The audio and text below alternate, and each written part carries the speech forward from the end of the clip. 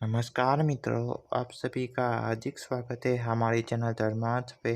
दोस्तों, कहते हैं कि बेटे भाग्य से होते हैं और बेटियां सौभाग्य से। यह कहना एकदम सही है। बेटियों से घर की रौनक अलग होती। कहा जाता है कि जिस घर में बेटी का जन्म होता है वो घर स्वर्ग के समान होता है, स्वर्ग के समान। क्योंकि बेटा तो केवल एक कुल को रोशन करता है, लेकिन बेटियां दो कुल को रोशन करती है। बेटियां भी अपने पिता के नाम का पिंडदान कर सकती है। वही अगर ससुराल पक्ष में कोई पुरुष नहीं है तो इस स्थिति में बहू भी पिंडदान कर सकती है। रामायण के अनुसार दशरथ जी का पिंडदान माता सीता ने पिंडदान दिया था। अभी आप ये सोच रहे हो कि वनवास में सीता जी थी और उसने कैसे यहाँ पे दशरथ जी को पिंडदान दिया। जब माता सीता वनवास में थी तब दशरथ जी का दर्शन हुआ और दशरथ जी ने पिंडदान की कामना की। तब माता सीता ने फल्गु नदी, वट वृक्ष, फेट के फूल और गाय को साक्षी मानकर बालू का पिंड बनाया और उनसे पिंडदान दिया। ऐसे माता सीता ने दशरथ जी को पिंडदान दिया था। दोस्तों, वो बहुत किस्मत वाले होते हैं जिनके घर एक बेटी जन्म लेती। वही वो प्रबल किस्मत होते हैं जिनके घर एक से ज़्यादा बेटियां होती। शायद यही कारण है कि बेटियों को लक्ष्मी कहा गया है।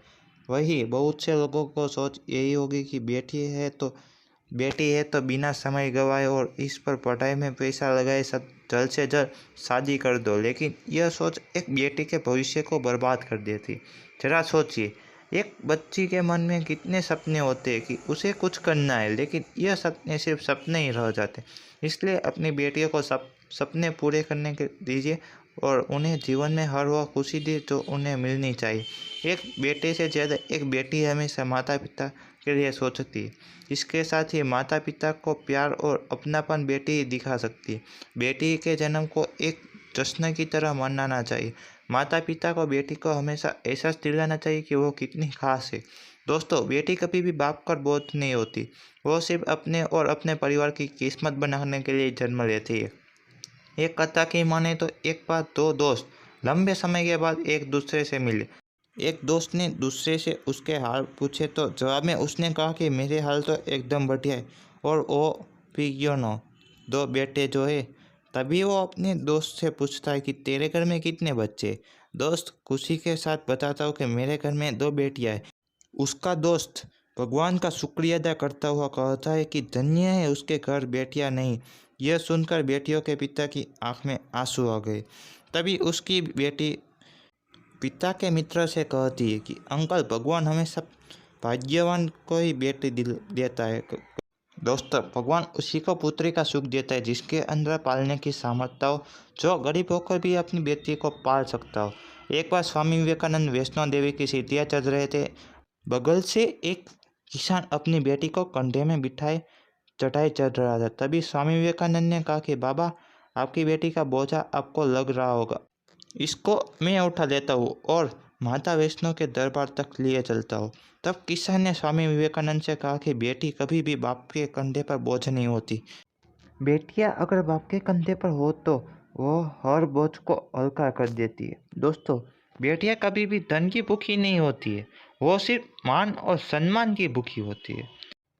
अब सोचने वाली बात यह है कि कौन से कर्म के बाद आप किसी के घर लड़की के रूप में जन्म लेते और उनके घर के लिए लक्ष्मी का रूप साबित होते।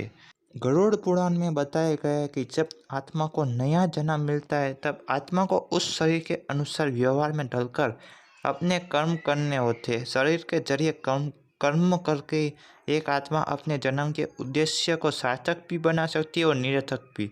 अगर कोई पुरुष महिलाओं का आचरण करता है, स्वभाव में महिलाओं वाली आदतें ले आता है या वही काम करना चाहते हैं जो एक महिला को करना चाहिए, तो ऐसे पुरुषों की आत्मा अगले जन्म में स्त्री का शरीर धारण करती है।